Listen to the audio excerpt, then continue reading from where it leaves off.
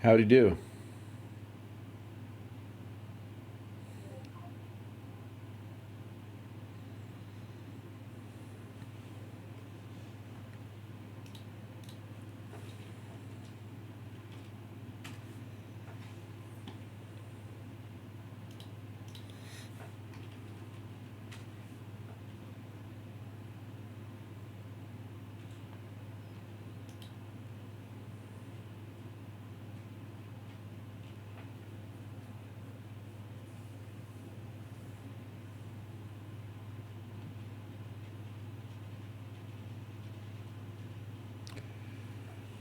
What's up?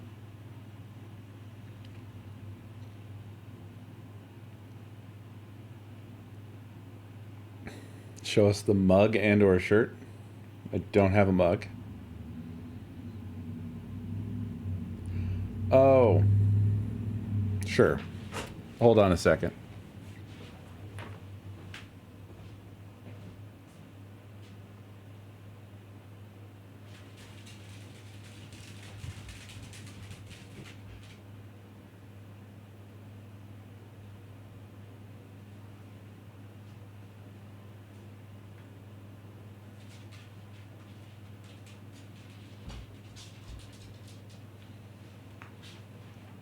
This is one of the things.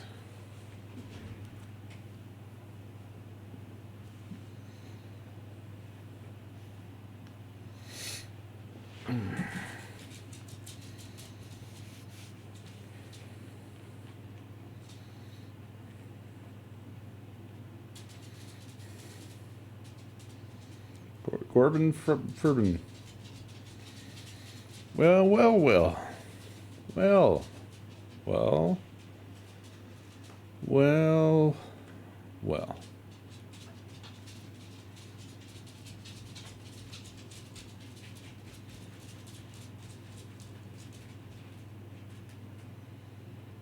Whale, whale, whale, Gordon Freeman. There's 3 whales out there.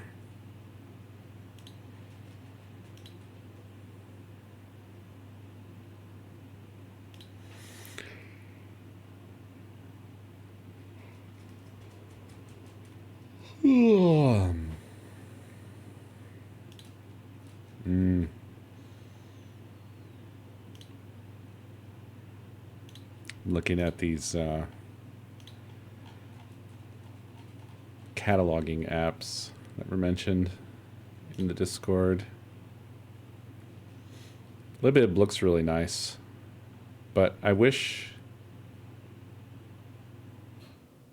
that there was a self-hostable application like this. I wish for that. I don't like that it's somebody else's thing. Yeah, I saw that. I saw the shadow of the Erd tree. I'm excited. Got me going. Can't wait. June. Anonymous, thank you for that gift sub to Gordon Freeman.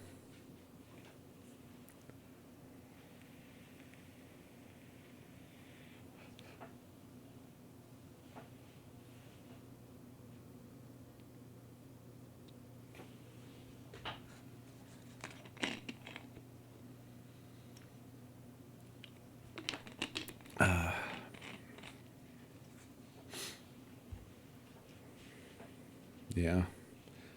Unfortunately, it seems like there's just a sort of consistent thing where proprietary apps tend to be nicer and or exist at all in a way that open source stuff just doesn't. Because money.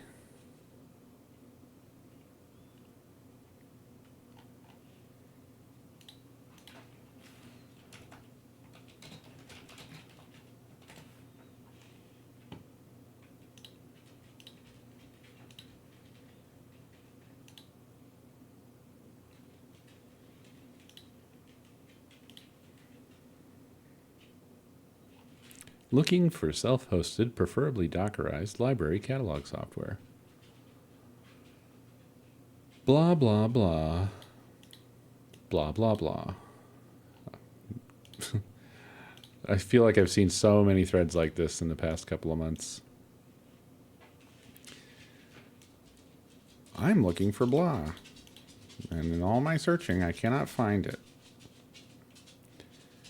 And, ugh.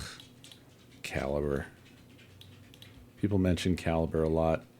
I've installed Caliber, and it's great if you want something that feels like you're using a web-based Windows 95. Ugh. Gross, gross, gross, and shit.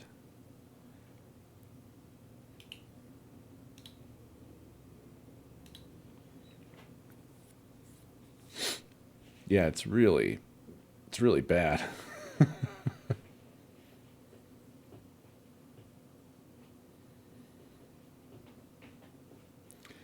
Right, yeah. Yeah, I mean, open source is really a punishing sort of thing. Like, you have to have a lot of free time on your hands, and I guess no need for money. You're like independently wealthy or something.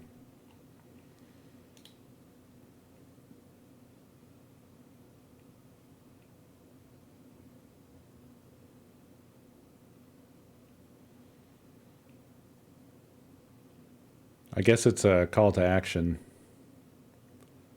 for me. I could start trying to learn something and throw an app together.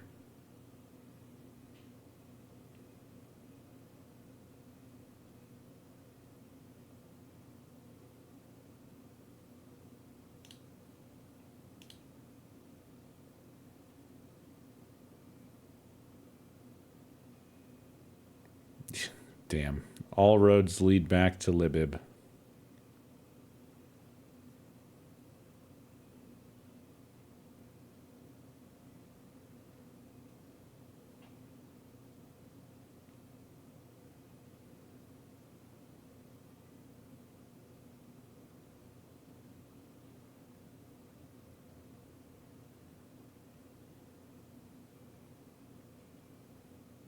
Yeah.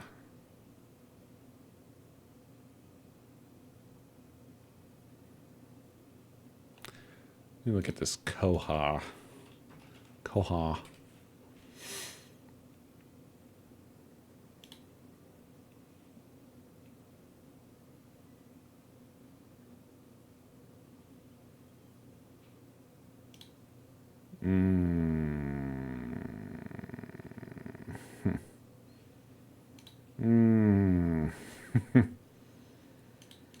This doesn't look like it's very good. I mean, it looks like it is actively developed, and it looks like it's used by like universities and stuff, but it also looks archaic. Not as archaic as Caliber. But yeah, I don't know.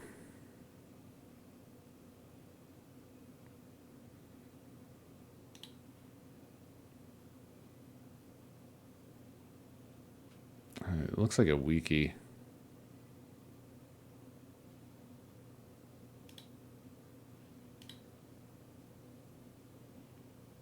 I don't think this is for me.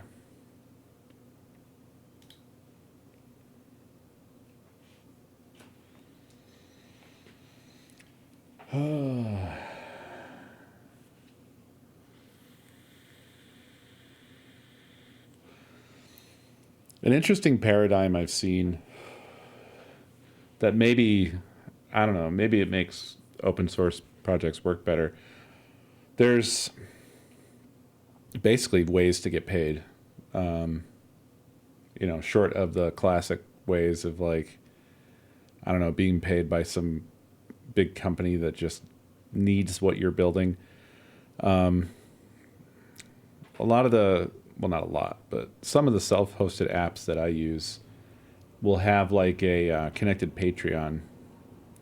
So for the most part, it's open source, but they'll hold some features back, or like some more enhanced features that if you subscribe to their Patreon, you can connect it and then it'll unlock those.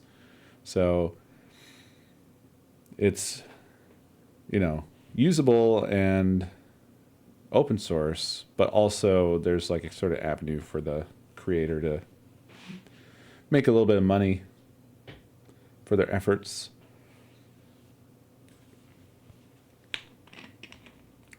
Well, yeah, so the other problem is you have to be working on something that people care about enough to want to contribute, right? Both in either code or money. So, yeah. And that's a crapshoot, right?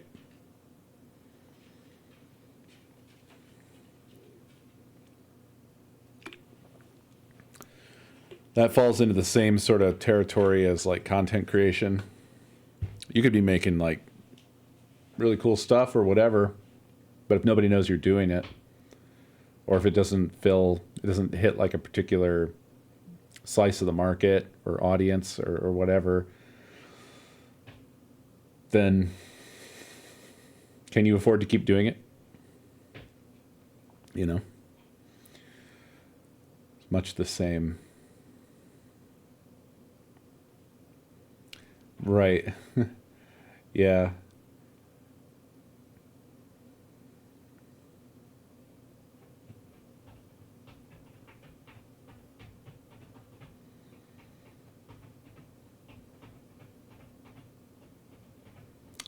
Right. He held back something to incentivize people to subscribe.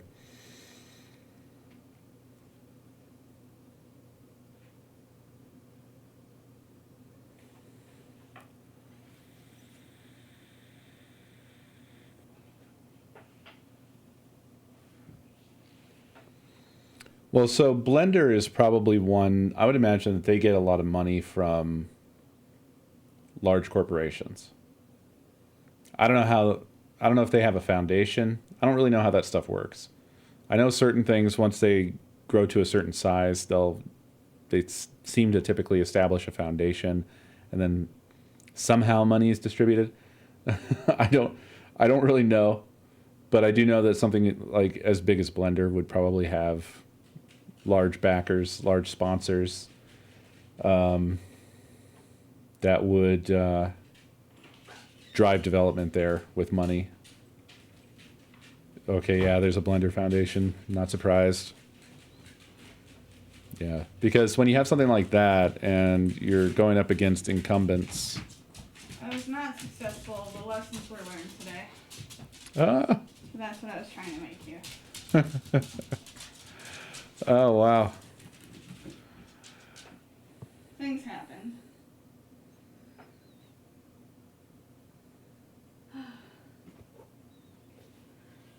She's making shoes now. I failed to make shoes now. It looks hard. It looks hard. It's so hard. Oh, I really tried though. It was a good effort. Yeah. Now my back hurts. I mean, it's the first time you did it. Technically, that one's the third time. Okay, well, it was the third time you did it. I tried 2 iron-ons. Don't try an iron-on shoes. It doesn't work. You can't. It doesn't want to. Yeah. These look like they'll probably come off. Oh yeah, no, that's dollar store vinyl. That I think is supposed to be permanent, but I don't know. Because none of them are marked. And I took them all out of the boxes so that they were pretty in the thingy. Well, it's cool that you tried this out. I like it. Yeah. Well. You can like that one. Here you go. Well, actually try it on and see if it fits. Sure. What size is it? 11. 11. I'm somewhere between 11 and 12. Uh-oh.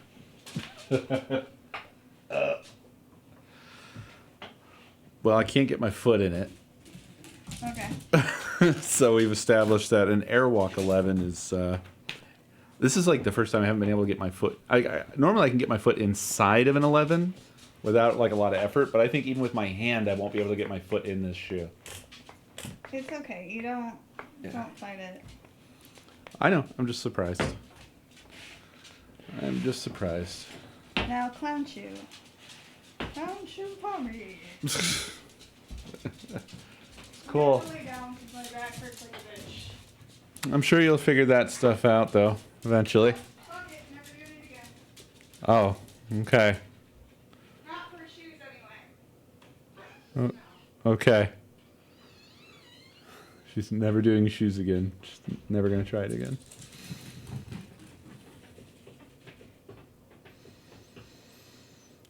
Sounds like it was difficult.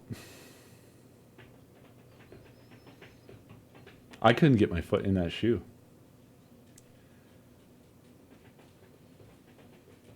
Like, I definitely fall somewhere between an 11 and 12. Normally, I can kind of go either direction. Like, an 11 will be, like, kind of tight. 12 might be a little bit roomy. But that one felt like I was trying to put my foot in, like, an 8.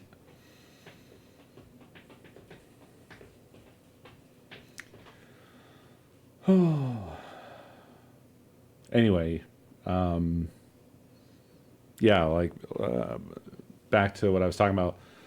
Blender is something that's like going up against really big, expensive incumbents. So companies are incentivized to back open source foundations that are creating software that saves them more money than the amount that they're sponsoring the project for.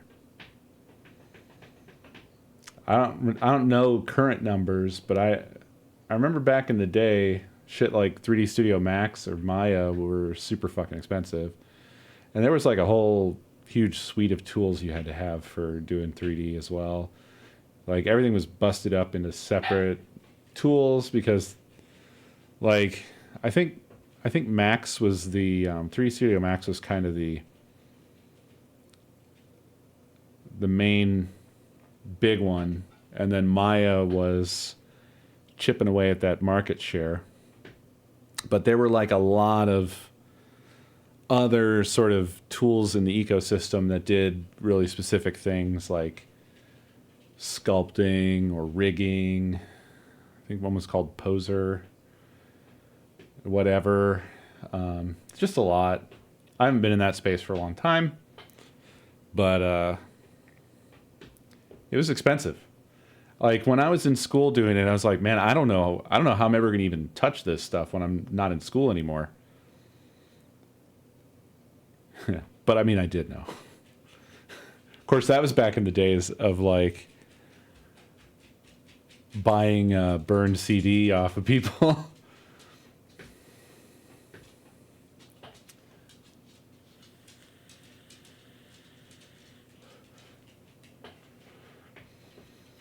Yeah, well, I think a lot of the stuff has been much more consolidated. Because I mean, the stuff I'm talking about is 20 years back.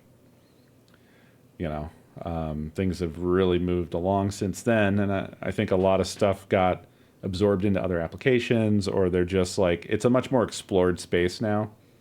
So it makes sense that Blender covers a sort of wider range of territory there, because I mean, there's a lot of things that feed into that. Like game development, I think, has been a big, obvious driver of improvements in tooling for 3D modeling and you know, integrating 3D stuff into things, 3D animation. So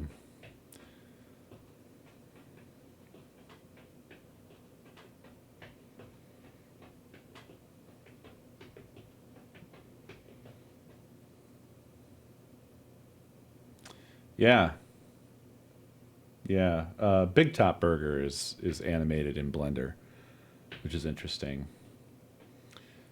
Um, Although that's a pretty obviously 3D show. I know there's you can do 2D stuff in it as well.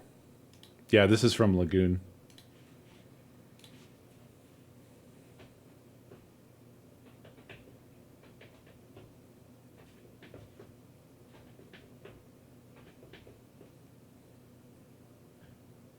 I never played Lagoon, but I do have it. That was a Bob Bold contribution. The thing that really originally kicked off the whole collection. Bob Bold sent a lot of. It was just a treasure trove of Super Nintendo RPGs. A lot of Enix and a lot of Squaresoft.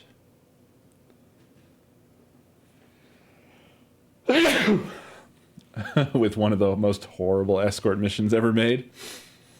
So you have to get through that gauntlet, and then I'm guessing it gets really good in like season 2 or 3.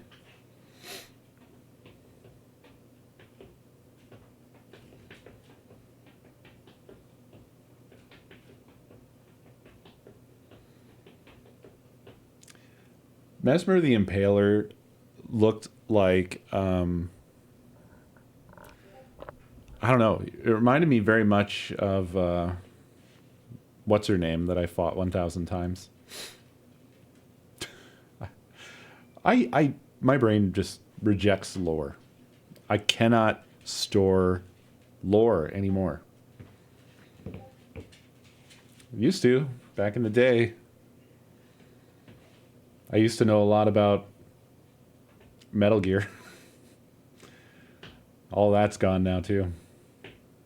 Just don't. I can't keep it in my head anymore. I forget names of things. I enjoyed the things. I enjoyed the hell out of Elden Ring, as I think a lot of you know. But for some reason, that stuff doesn't stick with me now. Can't say why.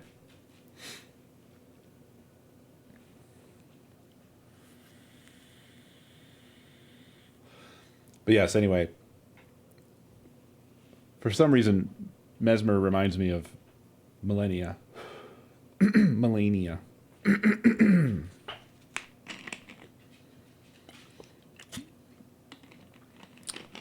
red hair and sort of the overall profile. The sort of the lightweight gait, like GAIT, of the character. Really cool stuff in there. I wish that I had the imagination to design monsters the way that they do there. They just keep delivering on that. There's some really cool, fascinating creature work in that trailer. I did see the blue worm. It was very cool.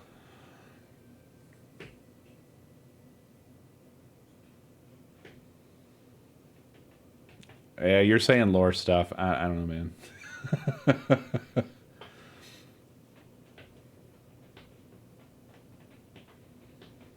All right, actually, I assume you're meaning like in terms of like difficulty. No, you said with the throne, so you're talking lore. All right. Yeah, I don't know. I honestly don't remember.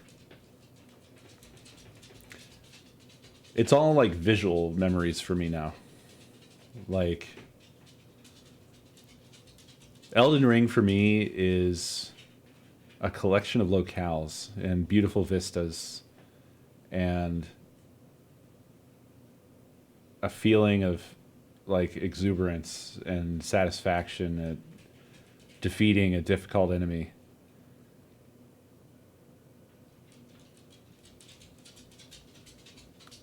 Just a bunch of moments strung together. that I recall fondly.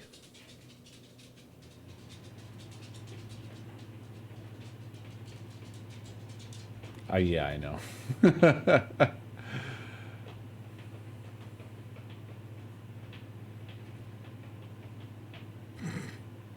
Like piss in pants.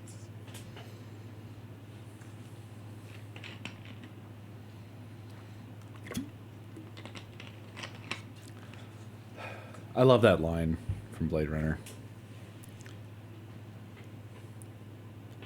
I mean, I think most people do. It's funny how just a line like that can be that good. It can be so good that it has its own mythology. One of those things where it's kind of similar to in Raiders of the Lost Ark, where there's myths around a particular thing that was like exceptional. So in the case of Raiders of the Lost Ark, it's the fucking the shot where that big guy pulls out a sword when they're fighting in the marketplace, and he pulls out a sword and he's like passing the sword back and forth between his hands, and then Indy just like kind of shrugs and pulls out his gun and shoots him.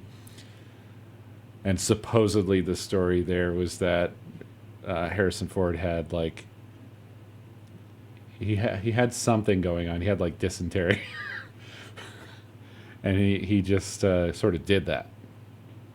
Although I don't really know that I buy that story, because it's like, okay, so you had, so he wasn't supposed to do that, and yet he had a gun, apparently loaded with a blank, and he could just choose to do that. That doesn't seem. That's a thing that's planned for. So I don't know that I believe that story, but it's just interesting that it has that myth around it. And I'm not sure Tears in Rain has that much mythology to it, but it is one of those things where it's always like, oh, he just came up with that on the spot. Like, did he? If so, that's fucking wild. It's an amazingly good line to just.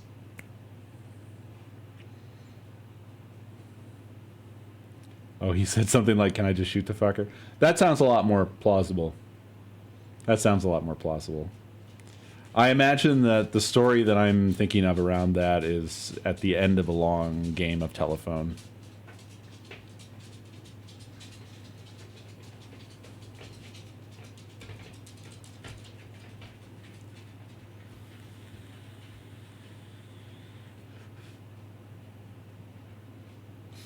Or I forgot the lore, yeah.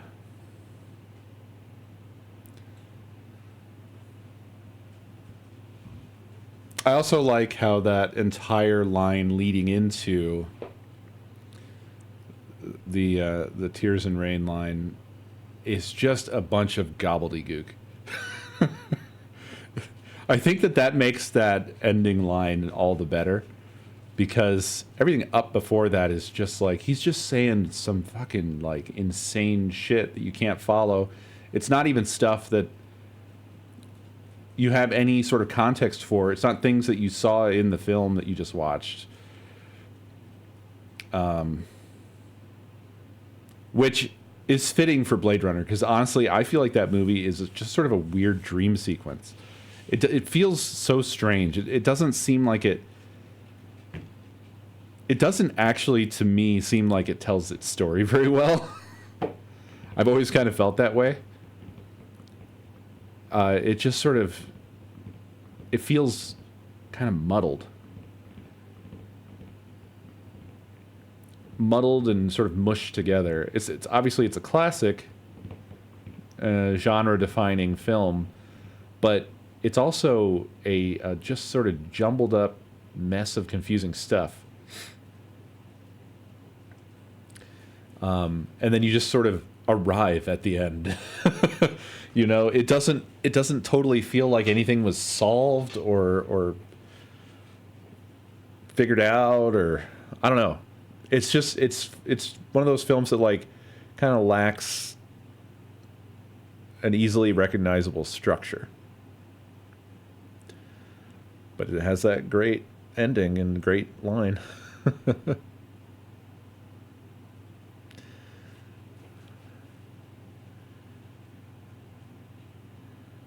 The reveal of Willy Wonka seeing Gene Wilder kept a secret so that people would have genuine reactions. What, like the... You mean like when he initially walks out and then his walking stick gets stuck? That scene? I never heard that.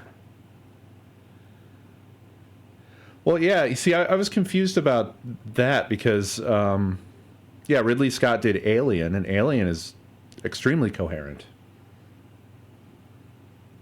And, you know, obviously a favorite of mine.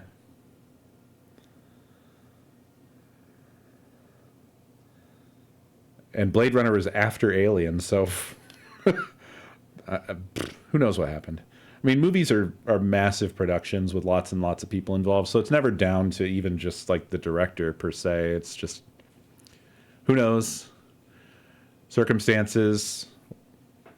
Not to mention the fact that I think Blade Runner is one of those movies that's like been suffering from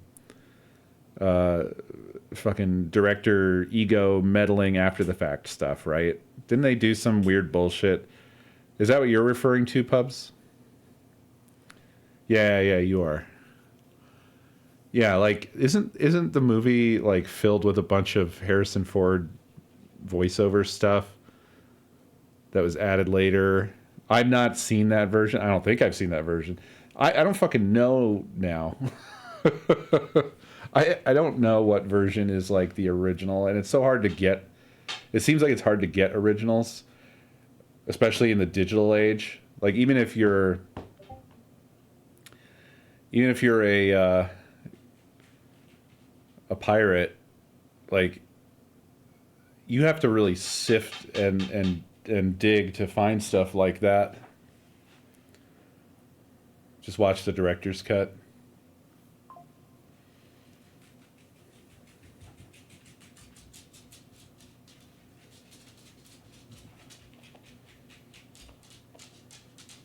Yeah.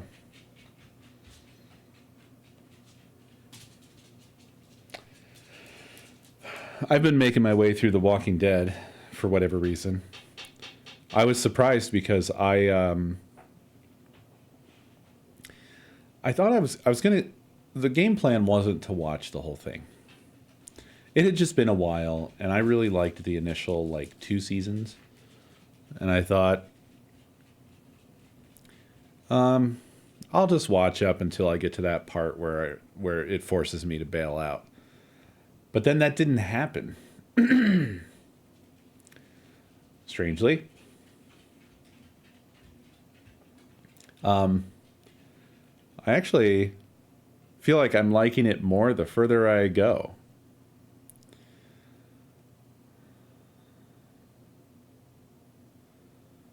The full event horizon. Oh yeah, yeah. I think I remember hearing about there being like a Zack Snyder cut of Event Horizon.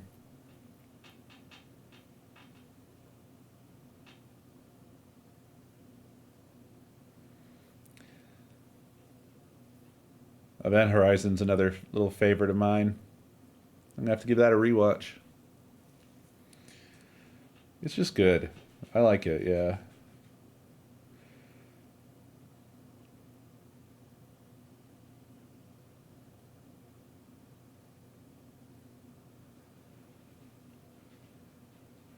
Yeah, it is pretty rewatchable.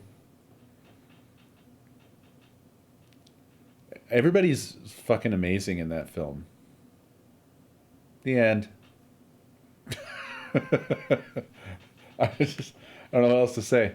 What's his name? God. You know, I only really know him as Alan Grant because I'm a bad person. Um, I know his fucking name though. Someone, Sam Neill. Yeah, thank you. I always forget his name. It's not a hard name. Sam Neill is amazing in that movie.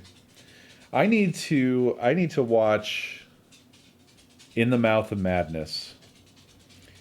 I just don't know if I'm actually gonna like it or not. I feel like I've tried to watch it before and didn't get through it. Is it amazing? I got to give it another go. I mean, it's been, I don't even know how many years since I tried it. So,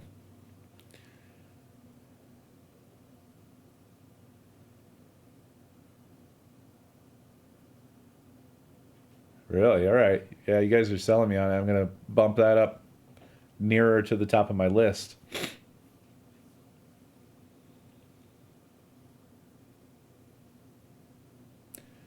Deep Rising. I don't know. I don't know that I've seen that. Deep Rising.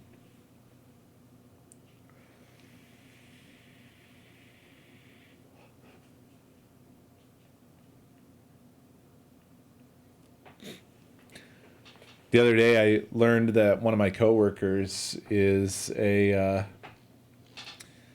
big sci-fi head, um,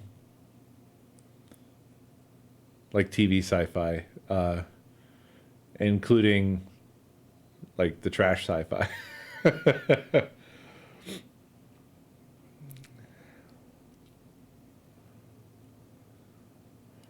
He recommended me a few things.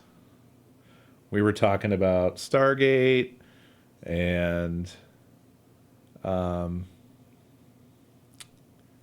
gosh, what else? Obviously more than that. Oh, Farscape. I brought up that fucking. There's that one from the early '90s that I like to bring up just for fun to see if anybody knows what I'm talking about. And I keep forgetting the name, but it's like it's essentially it's Sea Lab. It's Star Trek underwater. They have a talking dolphin. I'm sure someone knows what I'm referring to here. I want to try to force myself to watch that shit through. Yeah, Sequest DSV. Yeah. It only made it, I think, 2.5 seasons.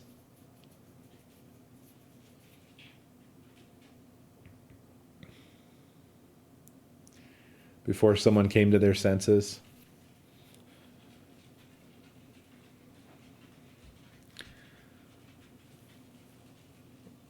I admitted to him that I've watched through the entirety of Battlestar Galactica a few too many times.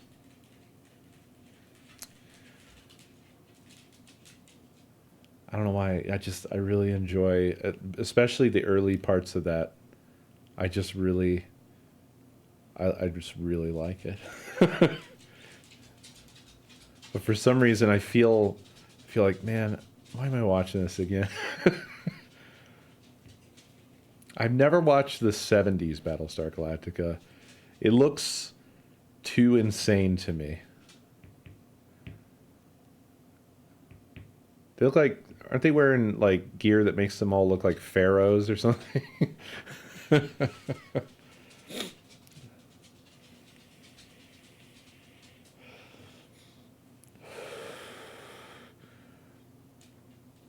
Yeah, I love that sort of stuff, punks. I love it.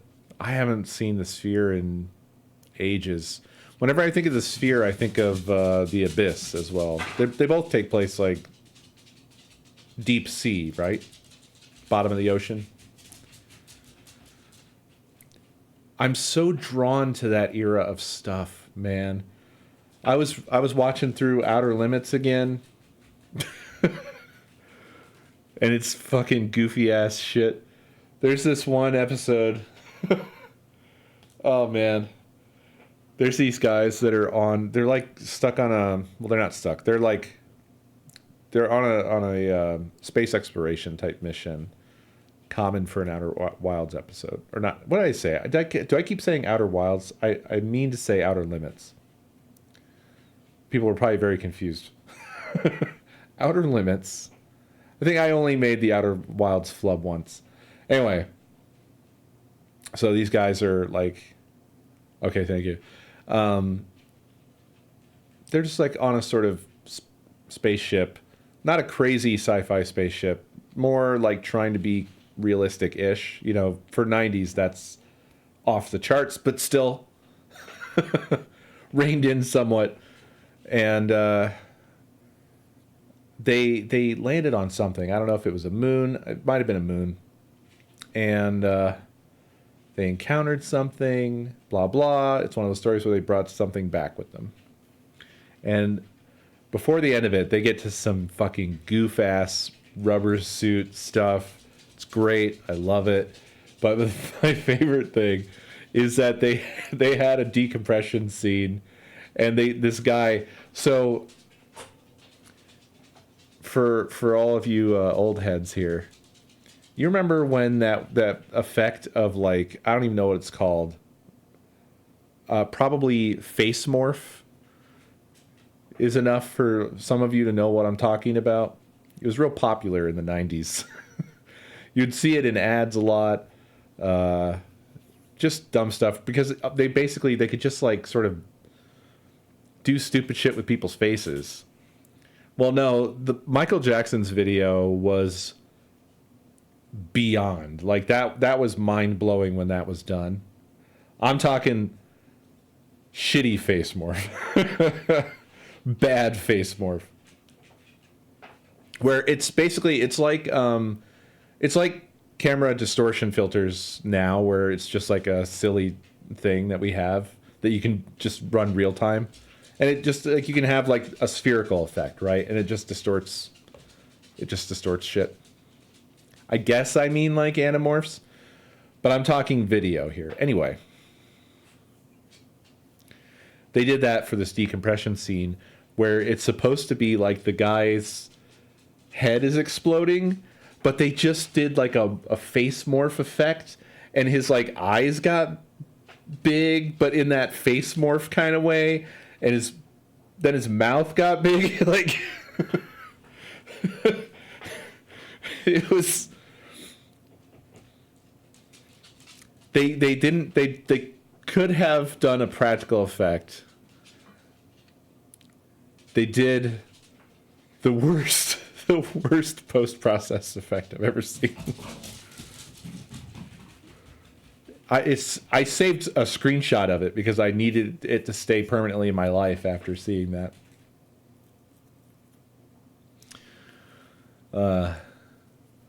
Yeah, stuff like that, it's just gone, you know. It's everything's kind of smoothed over now with CG. Curmudgeon, old. But I don't know, there's a certain sort of charm to that stuff. Of course, people in the 90s were saying this shit about, I don't know, movies from the 60s, I suppose. And people in the 60s were saying that about the fucking, I don't know, silent films.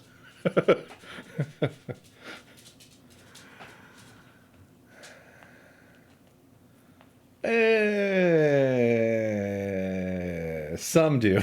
The expensive ones. Like, I would say Jurassic Park, in terms of practical effects, holds up pretty amazingly well today. Like, the original Jurassic Park still looks, I would say, as good as it did on day one. Oh no, I remember the bad ones. maybe I'm weird, but I remember the bad ones. I would say The Thing does not hold up. It's good. Don't get me wrong. I love The Thing. It's always sort of vying for my number one favorite ever movie. But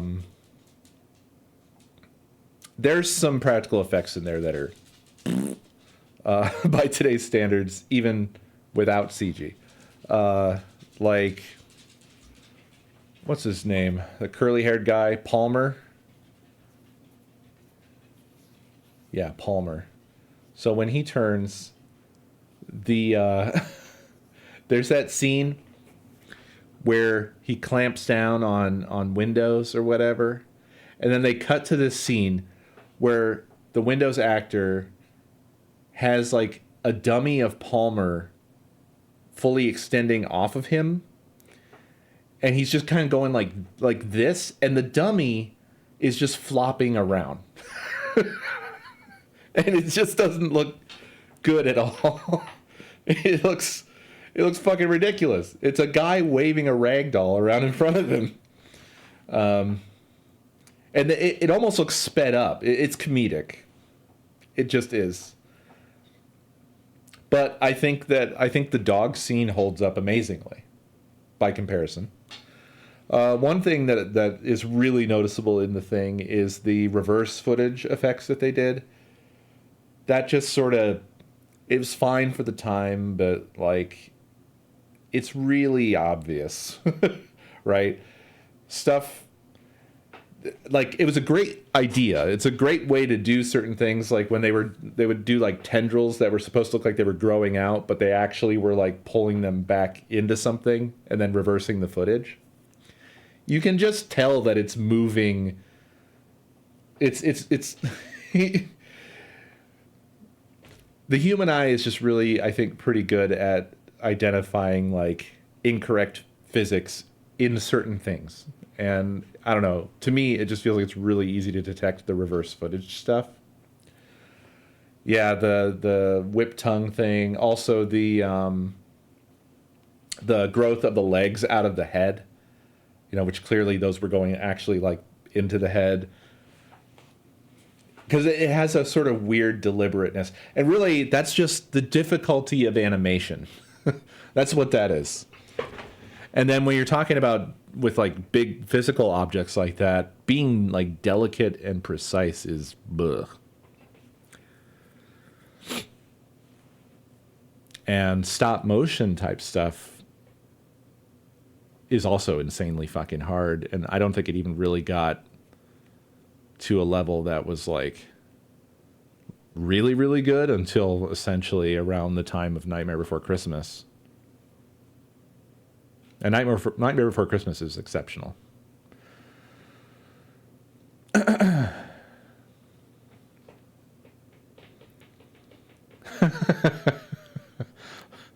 don't remember that scene, but that's amazing.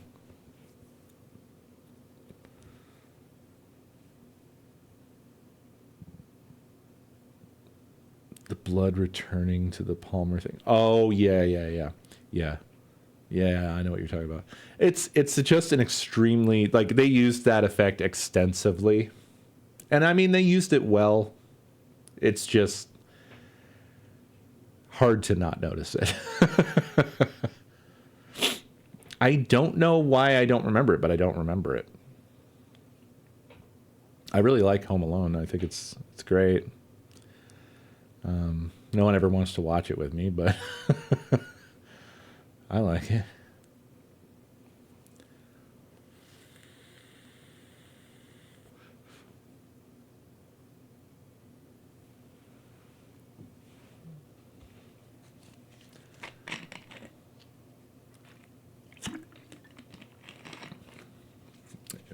Watch it while I'm home alone, yeah.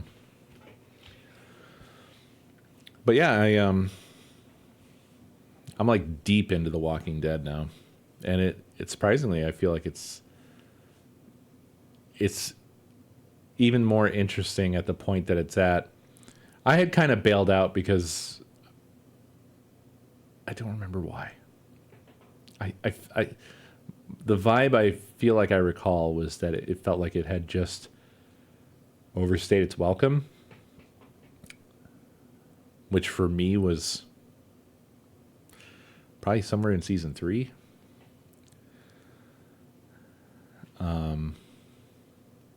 I'm in the middle of the Negan saga right now, and so I would say the thing that's difficult for me going through it is there is certainly a recurring feeling of like you just want to see these characters like win at some point. Like it feels, it starts to feel after a while like every time some small good thing happens, you can sense the hand of the showrunner coming in to go like, you know. It just, they don't ever get a moment, and it's like exhausting. It's exhausting to fucking watch. Yeah. And but yeah, so I just got to the Negan saga the other day for the first time, and I didn't think that the show could like shock me by this point, but it shocked me quite well. Really shocked me.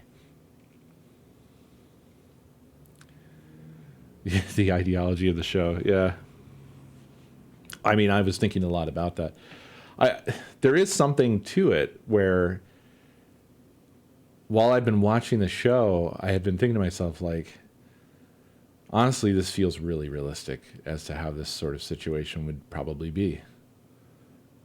Of like just that sort of intractable problem of when there's limited resources, everybody needs those resources.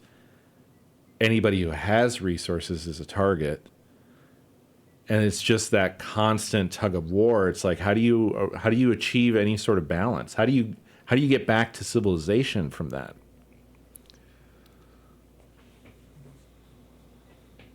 Exactly. See, exactly.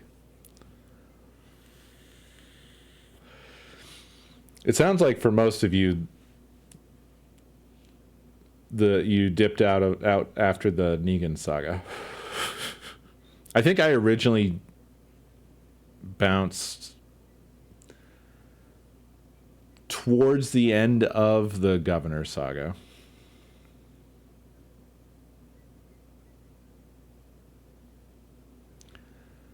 I don't know. I'm sorry, Dino.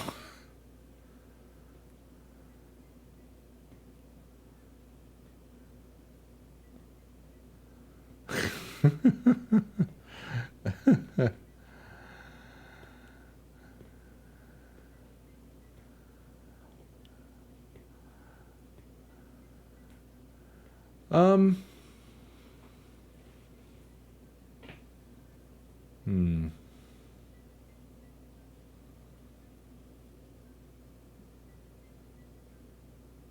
Oh yeah, yeah, yeah. We all know about that.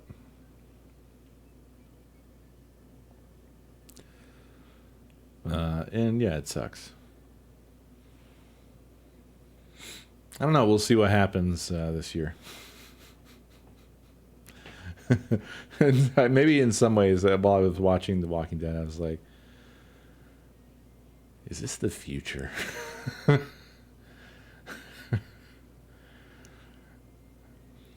it has me contemplating things like as I'm walking around. I'm just like, there really isn't anything stopping somebody from just like knocking our door in and taking our shit.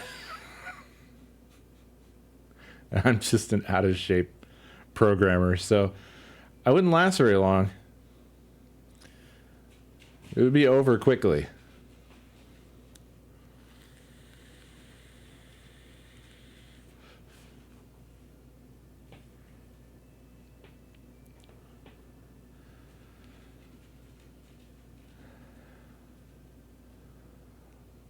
I mean, I don't necessarily disagree with the conclusion, Dino, but I disagree with the what you've identified as being the scary thing.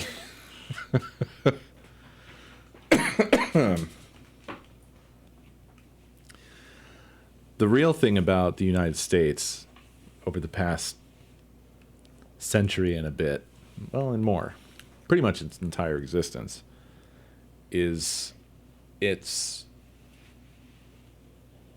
just sort of like the tendrils of control across the world that it extended. It's like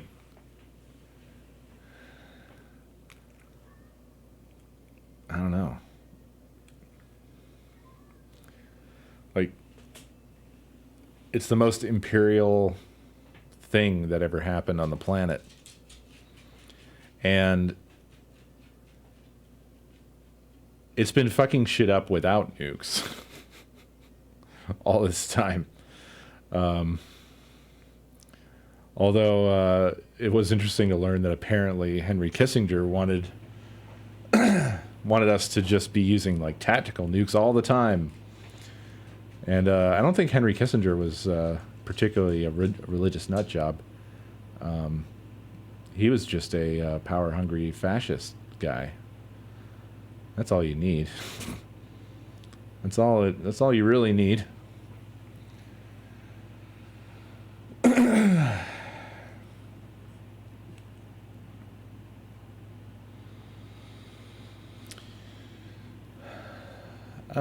I mean, he was a war criminal. He was a war criminal who was never punished and was allowed to die peacefully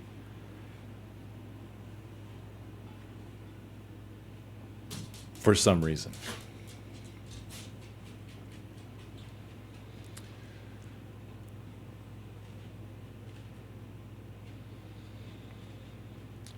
I mean, I don't know, whatever. I don't have the energy to even bother calling him names or anything like that. It's done. It's over. Nothing was done about it. It's his existence and peaceful death, presumably peaceful death at home or wherever here in this country, is just a tacit acceptance of his ideology.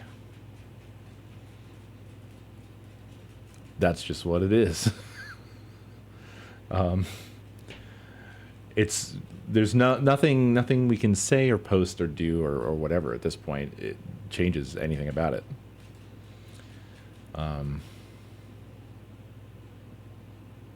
There are evil people.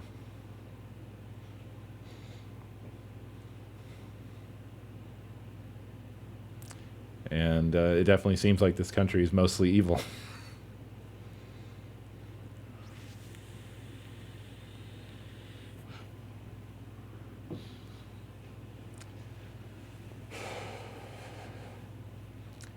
I don't know. The existence of someone like Henry Kissinger kind of feels to me like almost axiomatic in its refutation of the existence of an afterlife.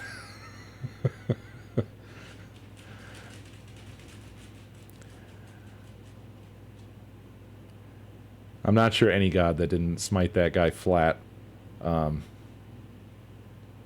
is one worth paying any attention to.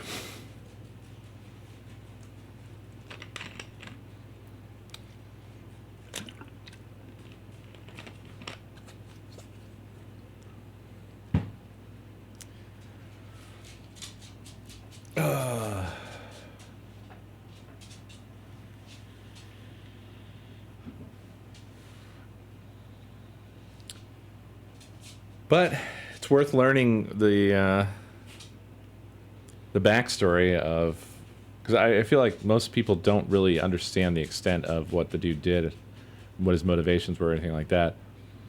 I can strongly recommend the Behind the Bastard series on it, which they recently reran in 2 episodes, because the original run was like 6 episodes long. So it's 6 hours of stuff, but crammed into 2 podcast episodes. Worth a listen.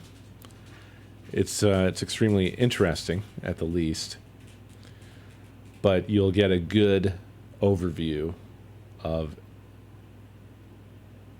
the whole fucking story. What I've really learned from Behind the Bastards is a lot of these people who are like him, who have done the things that they've done, they're kind of like weird dumbasses. It really seems to be the case that they're often like just weird dumbasses. Yeah, Robert E. Lee one. Boy, oh boy. They're just, yeah, like Elon. Elon is the type of guy who would, he would definitely get millions of people killed just for like dumbass reasons. That's the really, I think, kind of upsetting thing about it all. It's like there's certain people that just don't cross a certain threshold of intelligence. Like I think that when you get past a certain point of intelligence and empathy for others and stuff, that you either are able to deal with that and manage to do some sort of good in the world, or it just crushes you into dust. And I think most people just get crushed by it.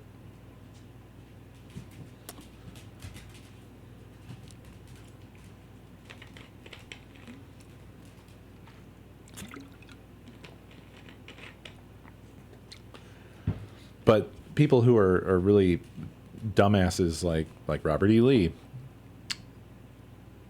don't have the burden of contemplating the existence of others in a way that hinders their fucking shitty ass fucking decision making. Like they just sort of plow forward. And that seems to be sort of a commonality amongst all those people. Like, look at Trump. Trump's very much like that. He's just sort of a battering ram because he doesn't give a shit about anybody else, so that he just doesn't ever slow down, because it doesn't register at all that other people exist or that anybody else matters. He doesn't have any empathy, so he just sort of. He's just this forward-moving, destructive force. And they all seem to kind of be that way.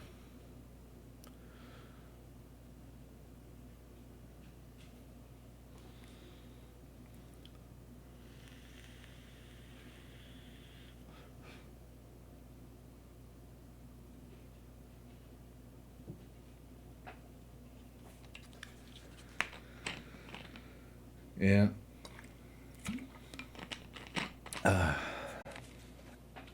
Well, on that cool note, I guess I'll get out of here. So think on that.